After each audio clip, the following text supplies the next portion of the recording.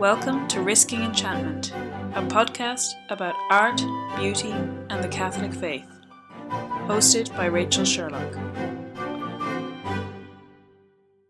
Hello, and welcome to the second episode of Risking Enchantment. For this week's episode, you have myself, Rachel Sherlock, and my wonderful flatmate, Phoebe Watson. So we're coming to you from the glamorous location of 221B Baker Street, which is the name that we give our flat. Is this not going to be where we record every podcast? No, I'm thinking of taking it out on the street. Probably. So we're starting into the second episode of the podcast, but we're actually going to be drawing on a good bit of what we were talking about in episode 1. So make sure you go back and listen to that. But just to sum up, we talked a lot about in that episode, completely coincidentally, it wasn't a theme, but we talked about darkness and how darkness can be an opportunity to encounter God. And believe it or not, I'm actually talking about physical darkness, not just darkness of the soul. Yeah, I think we were just talking about physical darkness this time. I know, I did say it to a friend today that, you might be interested in this. We're talking about darkness. And they were like, I'm a pretty cheery person. I was like, I meant actually that it's pretty dark physically. It's November as we're recording this. We're kind of in mid-November. But I'm pretty sure that I'll probably go to sleep tonight and wake up and it'll be Advent, because that's how fast time seems to be going. So we're hoping for this particular episode to be out near the start of Advent. And so we're going to be doing an Advent-themed episode all about darkness. Are you excited, Phoebe? Very. So, to recap on the kind of topics that we touched on from the last episode, I'm not going to go into too much detail, but we were specifically talking about church spaces, stained glass windows, artwork, and the encounter with God in places that aren't, I think I used the phrase, aren't like a shopping mall fluorescent light. And that's pretty easy to think about if you're like us and you live in Ireland, because currently our dark evenings start at about 4 p.m. It is definitely dark by the time I leave work at 5. Oh yeah, it's about 4, maybe 4:30. Yeah, but our evenings are very long in the summer, and then I don't think, to be honest, we just don't have evenings. We have noon and then we have nighttime from about November onwards. At least we're not further north. It could be worse. I don't know how. To be honest, though, I think I would manage less well with the really, really long summer days. Yeah. It's weird enough when it's still bright here at almost midnight. But yeah, so it's pretty dark here, and which means that we're kind of coming into the Christmas time, particularly as Phoebe, you've made a point recently that I hadn't been thinking about, which is that the Christmas lights are already in full swing. Yeah, I was in Grafton Street this week, and I looked around and the Christmas lights were all lit, and I was like, the clocks went back 3 weeks ago. So when the clocks went back, we went from having a little bit of daylight going home and kind of sunset to pure blackness. Yep. And it felt like the minute that happened, everybody else was like, we need to turn all the Christmas lights on. Yep. Bang, straight away. That really struck me as wrong, because you need to step in, let the darkness sit to be able to appreciate the light. Yeah. Whereas I think, especially in the city, we're just running from the dark, and then that makes the dark seem even worse. Yeah. I think that's a really good point, and I think it's telling that both of us grew up in the countryside where if it was dark, it was just dark. There wasn't much you could do about it. But that's what got us thinking about Advent and why darkness is an important part of Advent. And I was thinking about the two kind of seasons of waiting and expectation. Advent isn't actually a penitential season, but it's sort of grouped with Lent. Phoebe's giving me a slightly confused look. I did double check that before this podcast started. It isn't actually a penitential season. I believe you. So we were, I was thinking about what Lent and Advent mean, and I was kind of reflecting on how it's interesting that we we essentially manufacture a distance between ourselves and God. Obviously, God is always present, whether we feel Him or not.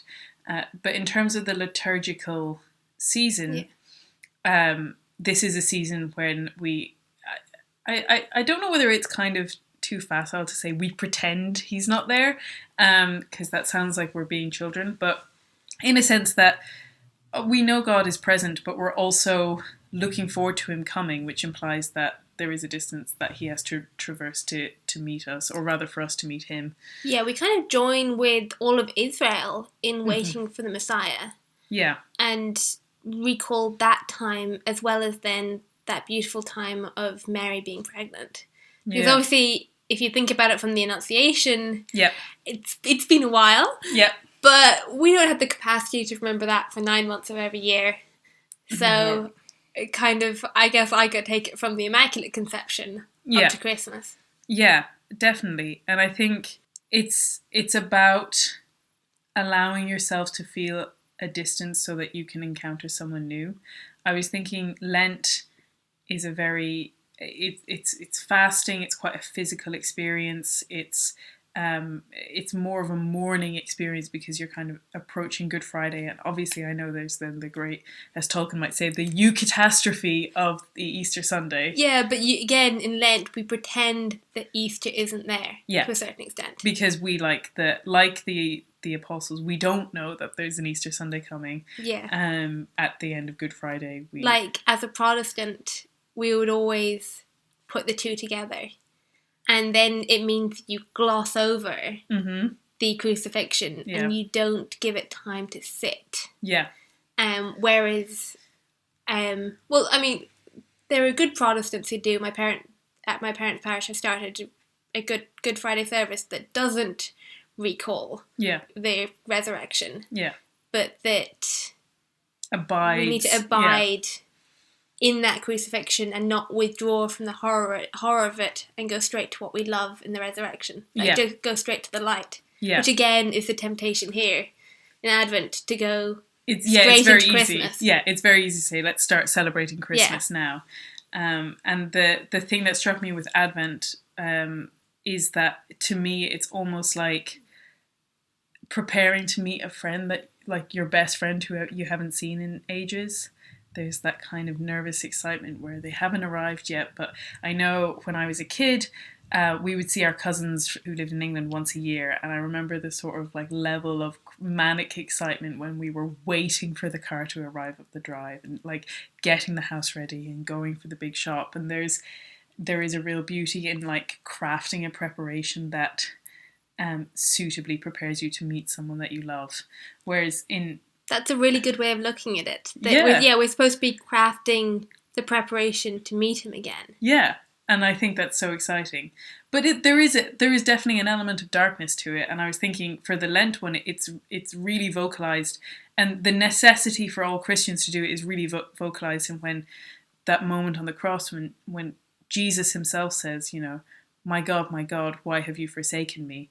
And there's much more articulate and beautiful reflections on what that means for Jesus himself to put himself, I think some people have said, almost in the place of an atheist, to feel the absence, for God himself to feel the absence of God, which is kind of, it's so breathtaking to think about. If you understand it, it isn't God. So, but, Christ did do that. And if Christ can see the necessity to experience that lack, then it's also a good thing for us Christians to do it.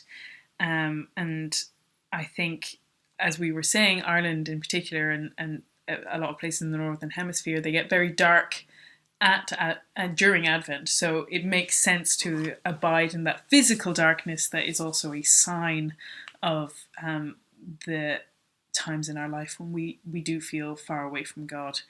And one of my real pet peeves, and Phoebe's going to hear this for the 1,000th time, but particularly in Dublin, they don't put out the cribs until like Christmas week, or like... Oh, in the churches. In the churches, yeah.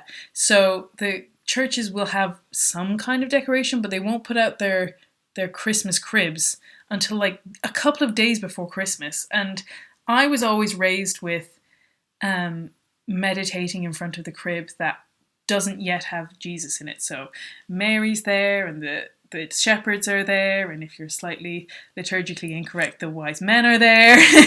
I mean, the shepherds are also liturgically yeah, that's incorrect. True. But the interesting thing is that because obviously the cribs are usually designed so that they're looking at a baby Jesus in the centre.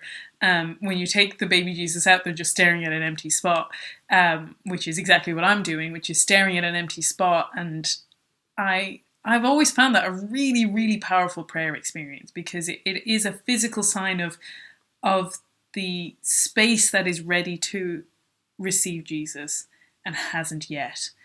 And that sense of like sitting and praying and waiting and hoping and imagining, because the thing is that even when you put a little ceramic baby Jesus in the middle, we can't imagine what Jesus looked like, and we can't imagine the heavenly glory, and we can't, so anything that we do will only ever be like an earthly sign of a glory that is unimaginable. So in some ways, staring at something that just isn't there is equally a sign of unimaginable glory, because our little ceramic baby Jesus are such a paltry, such a small, insignificant representation of what it signifies. So yeah, I kind of wish I really wish that they put the cribs out sooner without the baby Jesus in the centre, to give people that opportunity to pray in that way. I think it's a really important part of Advent. You know, you can't have everything your way. So instead, I tend to turn to literature, which music, is what we're doing in this podcast anyway. And that fits in pretty well with what we talk about in this podcast. So Phoebe and I have picked out some of our favourite reflections and pieces of literature or art. Yeah, that encapsulate this idea of abiding in the darkness of Advent. So since I've kind of done a lot of talking, I'm going to swing over to Phoebe here. Well, I was thinking of darkness just in terms of what it means to be in the darkness. And last week I was talking about the Phantom of the Opera. Mm-hmm. And this week I'm still going to be talking about the Phantom of the Opera. It's going to become like your Lord of the Rings for me. I hope not. I mean, that's C.S. Lewis for me. That's true. But one of the main songs in it is when the Phantom has led the main character, Christine, down into the dungeons. And it's a beautiful look at how the darkness can both be a danger but also how you see differently in the dark. Mm-hmm. And I think there's a dual aspect there of there is freedom in the darkness, and that freedom can be dangerous if we treat it wrongly. Yeah. But that freedom can also lead us to a greater embracing of the light. Yeah. And the opening lyrics are that nighttime sharpens, heightens each sensation. Darkness wakes and stirs imagination. Silently the senses abandon their defences. I think I was chuckling a little bit to myself because I was just reminded that my friend Adam was doing some nighttime kayaking recently, and their leader wouldn't let them put on any lights because it would ruin their night vision. And he was saying he understood the concept, but he thinks he might have been a bit better off with the tiny light on his helmet. But well, to be fair, whenever I don't know if you did this, you're not quite as far in the countryside as we are, mm-hmm. So maybe not. But we used to go for like moonlit walks or starlit walks, and yeah, if you turn on a torch, you ruin your night vision. That works if you can see the moon, but they couldn't. Fair. But yeah, there is something, and I think that's important because when we talk about darkness, it's important to acknowledge that usually that means a negative thing. If it says quite often in the Bible, the things that are done in the dark, it's the things that you don't want seen, or it's the absence of light, which, you know, in this case, in the case of Advent, signifies a light that is coming. But that doesn't negate the fact that there is a lot of that darkness does connotate something that can be negative. But what we're talking about is also the fact that And what Phoebe was saying about the rush to put on the Christmas lights is the sense that we can see that the earth, the moon and the stars in a way that is so much clearer if we allow ourselves to embrace the darkness. And not just the moon and the stars, but when you have even just a starlit night, you could you see differently. Mm-hmm. Like if it's a bright moon, it sharpens everything into this kind of grey-white, silvery clarity that you don't get with daylight. Yeah. And it makes you look at the whole world in a different way. Mm-hmm. Or you're walking and the only way you can see the road are these tiny two bands of slightly lighter grey in front of you. Yeah. And then it makes you use your other senses because you know you're going into the ditch because you've got a step in the mud. Yeah. Yeah, and I think it applies, and we talked in the last episode again about church architecture, if everything's lit up, there's no wonder in it. Or you can't focus on what you need to focus on. Or you can't see some of the detail because the light is wrong. Yeah. Everything's washed out to a similar level. So there's that kind of that you can be almost overwhelmed by too much light. Yeah, like a book I'm going to talk about later, one of the quotes in it is that darkness is the nurse of light. Yeah. And that in some way light is almost like fire in that you can have too much of a good thing. Yeah. And with all our electricity, we sometimes maybe don't appreciate the moderation of light how we should. I can't quite remember who said it, but I did see an interesting quote which was saying that they actually think that they look at the Enlightenment in terms of a negative thing, that it was too much light that drowned out the stars above. That's beautiful. I love it. Not to say that I don't appreciate the some of the Enlightenment, but I think there is something to be said for a world that's too well lit. I think I'm going to dive into my particular quote. Okay, so this is from Patrick Kavanagh, who is actually from the same area of Monaghan as my granny, and my granny actually knew who he was and knew him when he wasn't a very nice man, but he wrote incredible poetry. And this is the opening to his poem, Advent, which reads, "We have tested and tasted too much lover. Through a chink too wide there comes in no wonder.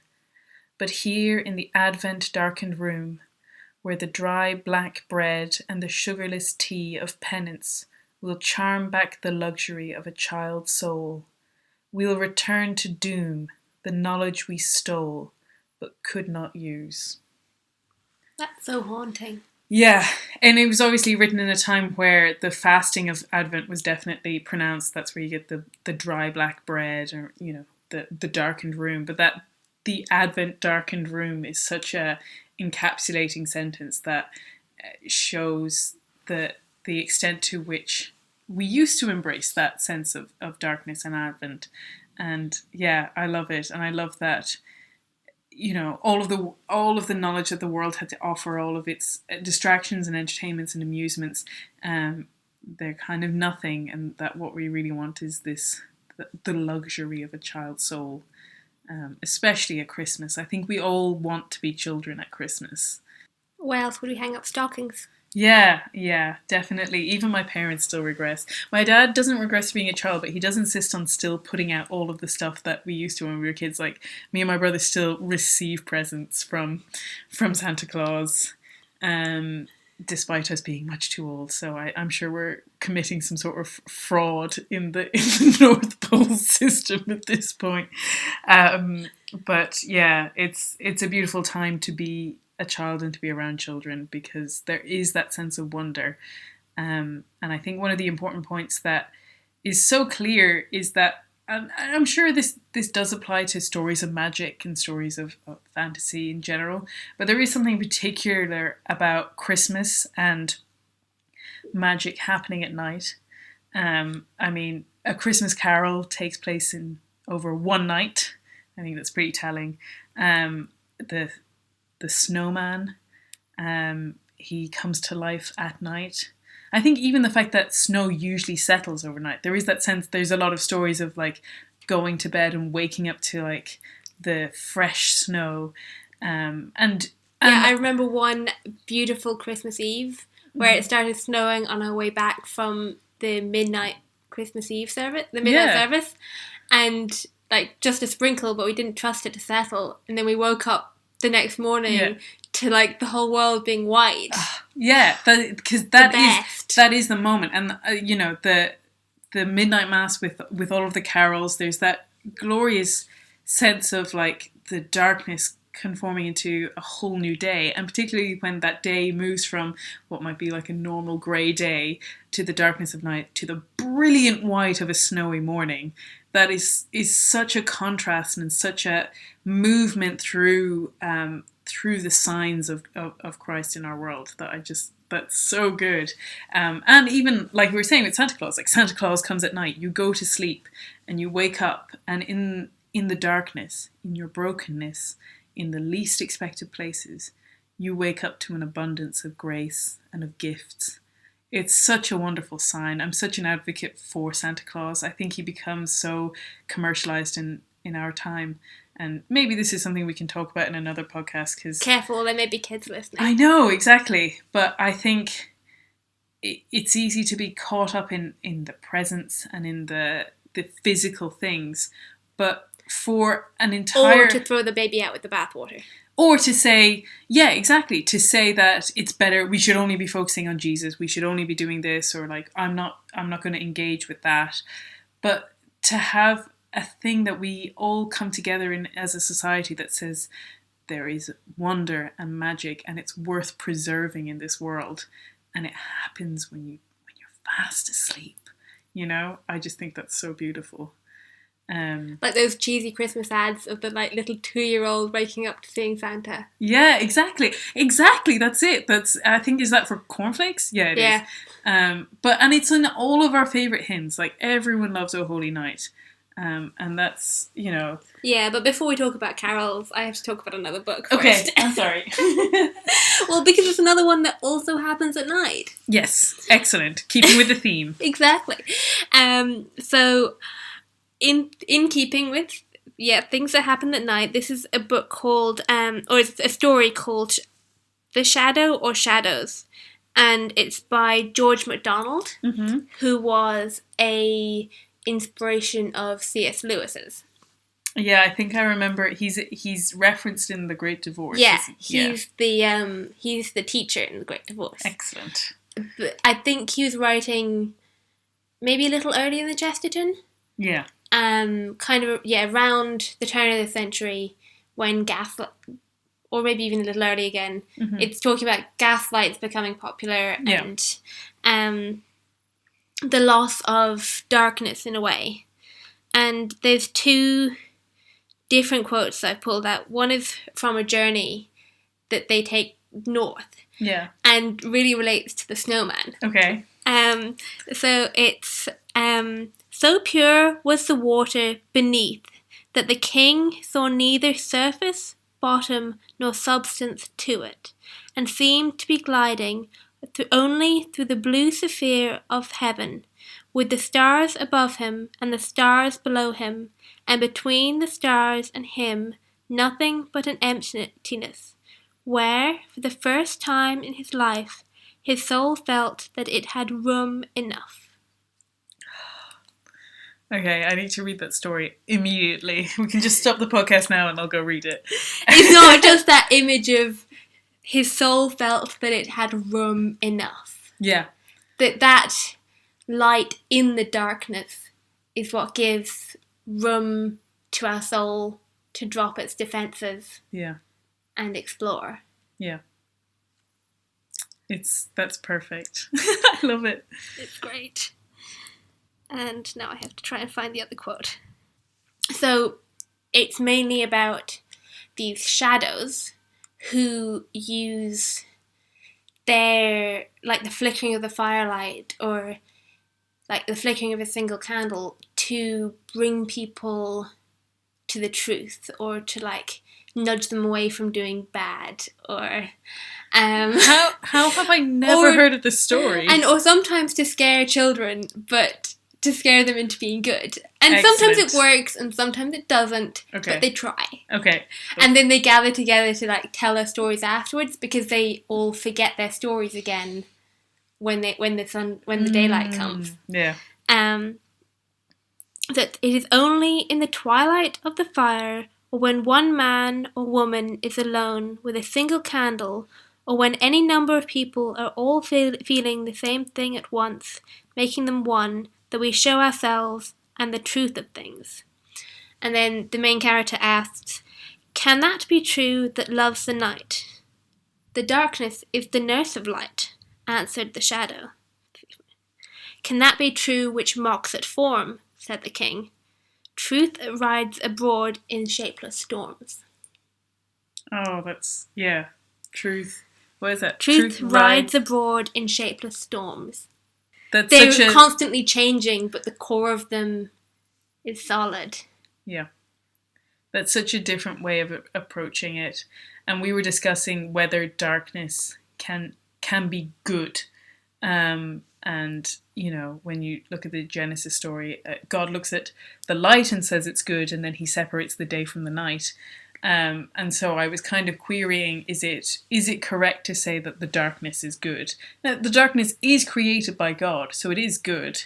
And then I challenged that on the basis that darkness in itself isn't a thing, it's an absence. Yeah. But then when we say darkness, we're really talking about a small amount of light. Yeah. And is a small amount of light? Well, it's good. Well, it's definitely good if you're trying to get to sleep. Yeah. Yeah, because the thing is that, like, I think I would be afraid of, I think I was saying I would be afraid of an abyss of darkness. If there were no light, I think the abyss is a kind of a horrifying idea. Even, when you wake up at night and it's pitch black. It's a scary experience.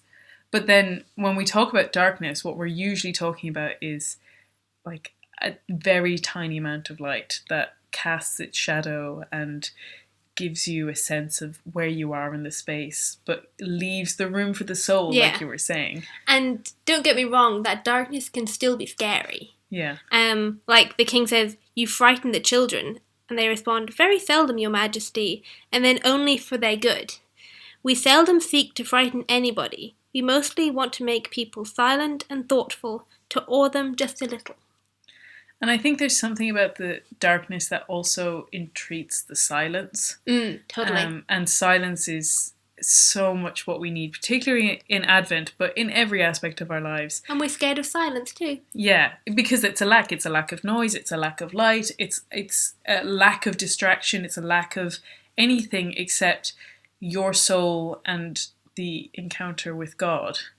And I think that's where that sense of like the still and the quiet, and what I was just about to say before you jumped in with your incredible quotes.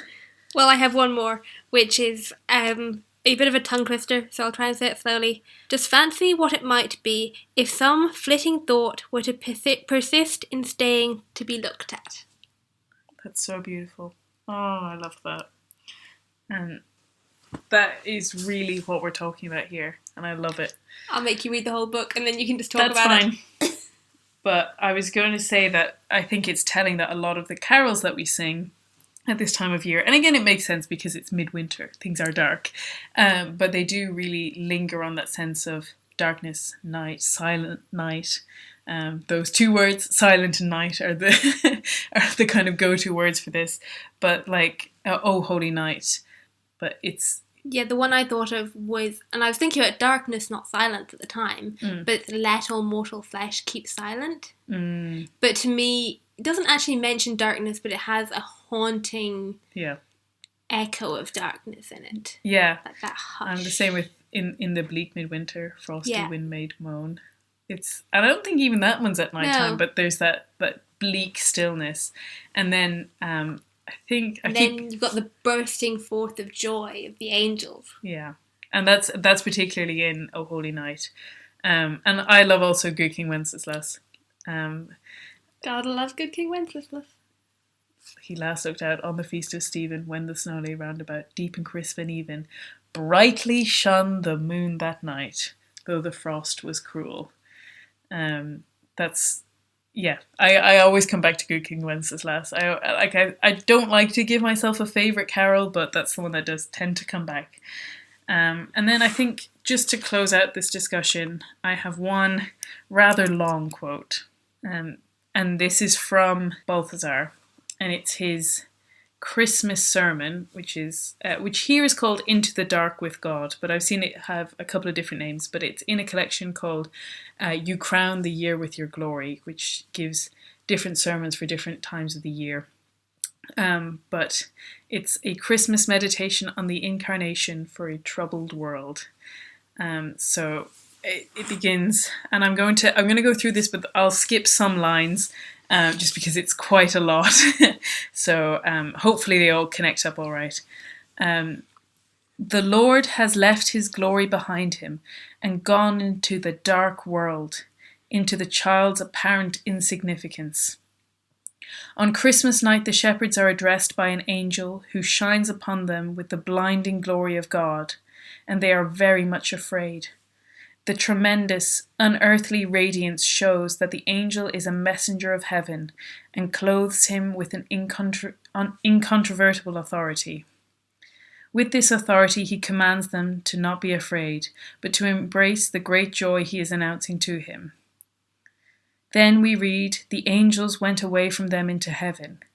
In all probability, the singing was very beautiful, and the shepherds were glad to listen. Doubtless they were sorry when the concert was over and the performers disappeared behind heaven's curtain. Probably, however, they were secretly a little relieved when the unwanted light of divine glory and the unwanted sound of heavenly music came to an end, and they found themselves once more in their familiar earthly darkness. They probably felt like shabby beggars who had been suddenly set at a king's audience chamber among courtiers dressed in magnificent robes, and were glad to slip away unnoticed and take to their heels.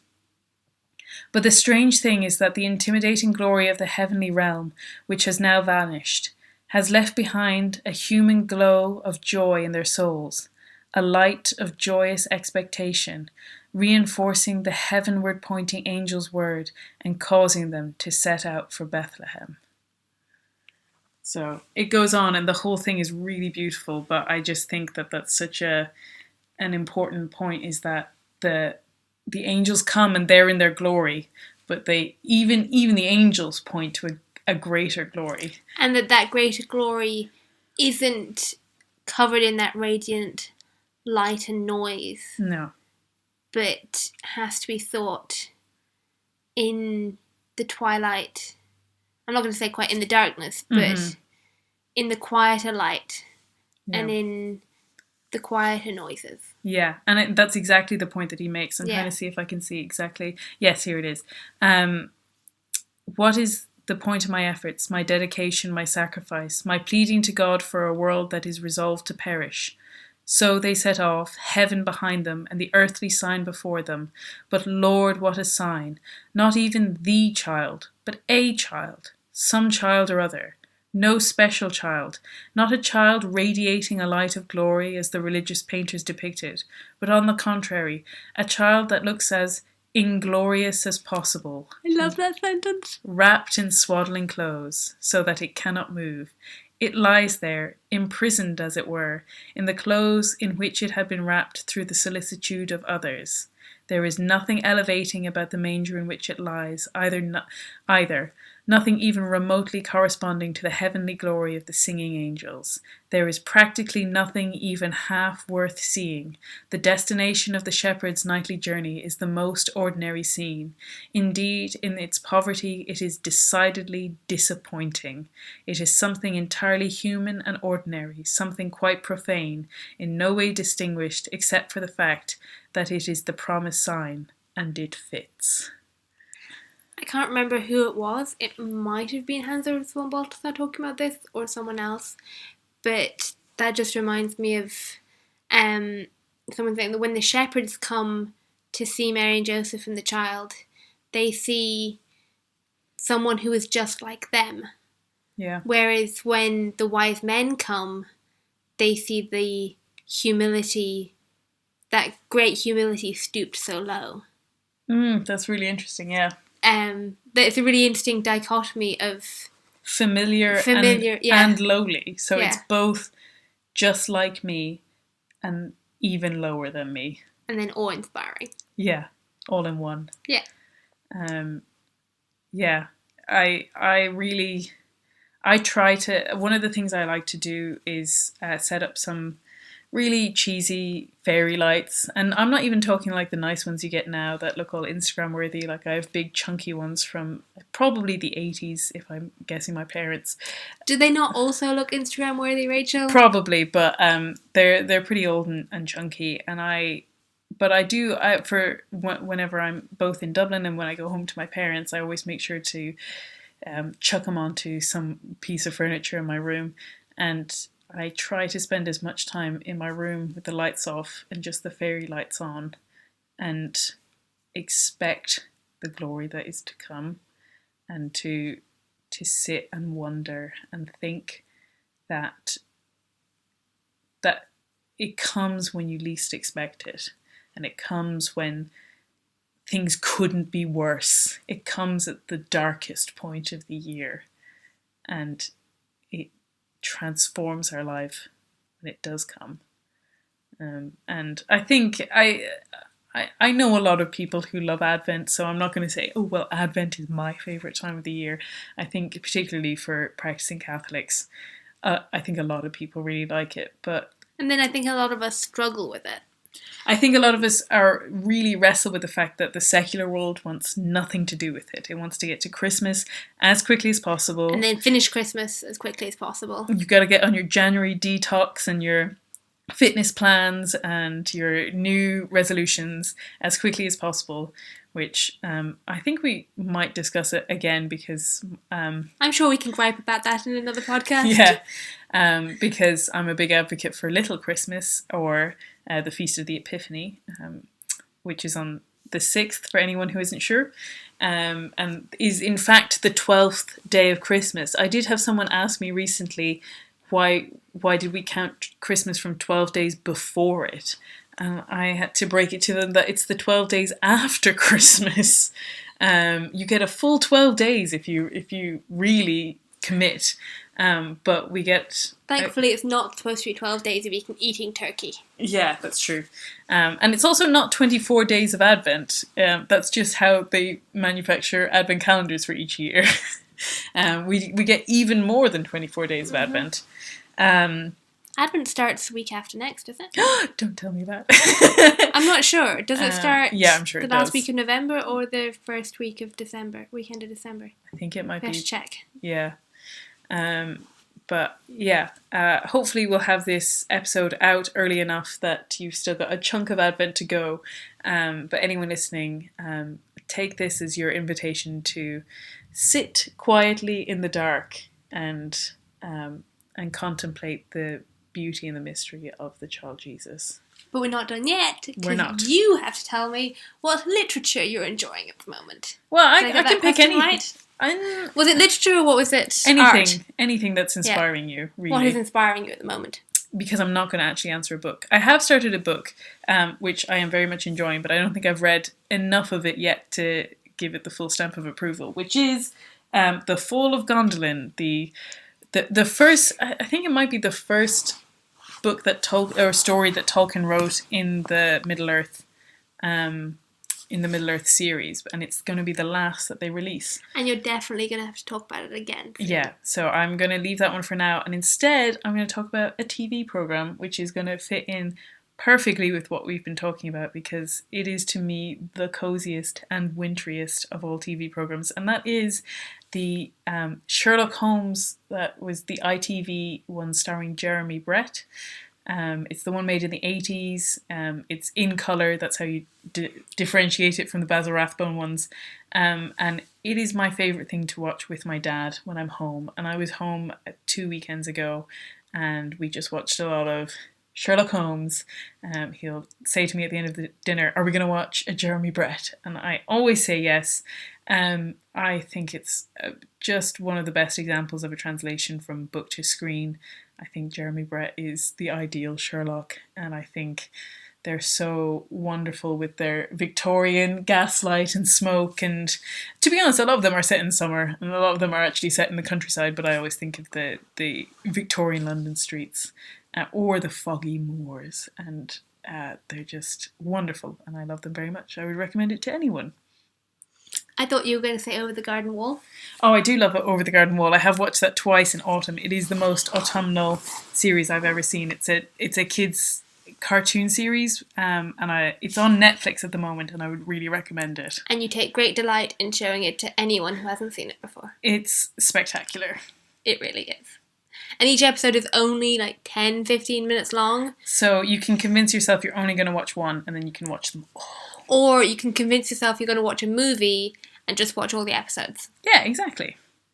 So that's 3 things: the Fall of Gondolin, the Sherlock Holmes with Jeremy Brett, and Over the Garden Wall, which features a Lord of the Rings actor, Elijah Wood, in it. And does that mean I get 3 as well? Yes. Oh, never mind. I'm only going to choose one. I can't think of 3 right now. But I am reading The Once and Future King. Which she has taken once I finished it, which was a couple of weeks ago. A bit more than that. Okay. I've been reading it quite slowly. Well, I took about 4 months to read it, so I know.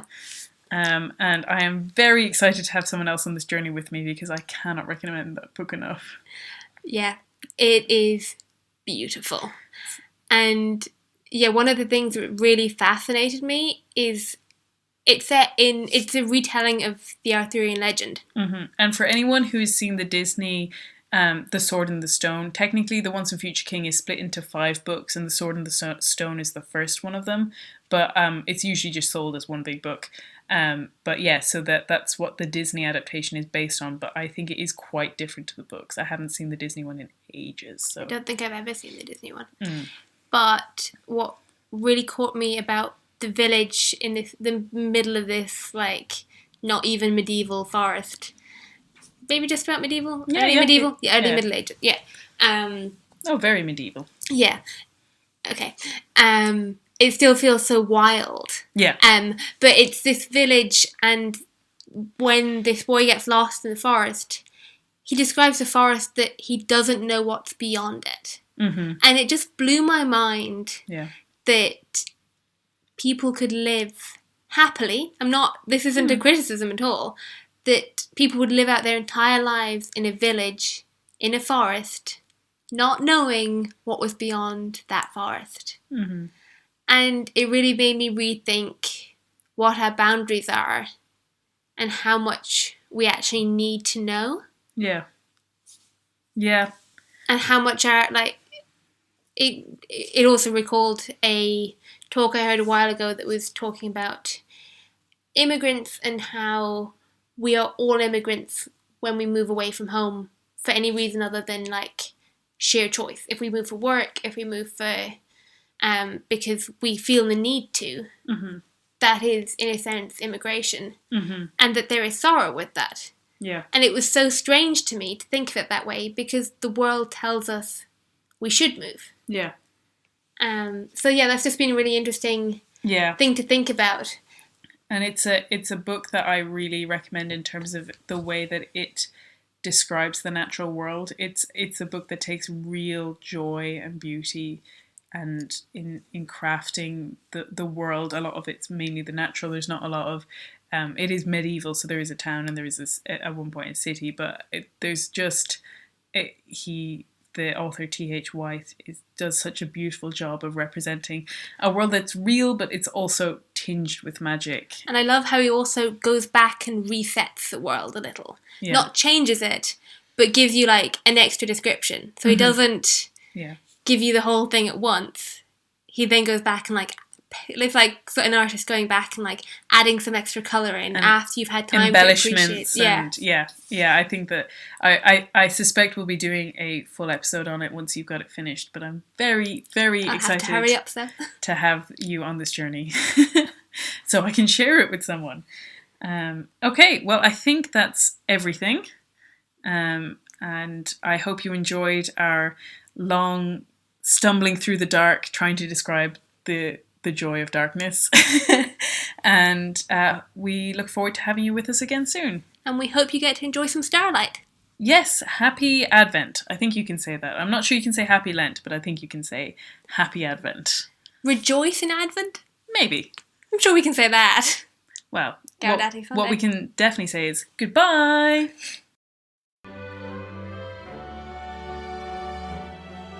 This has been Risking Enchantment. Music by Kevin MacLeod. You can follow me on Instagram and Twitter with the handle @SeekingWatson. And you can find out more about me and the podcast at rachelsherlock.com. Thank you and God bless.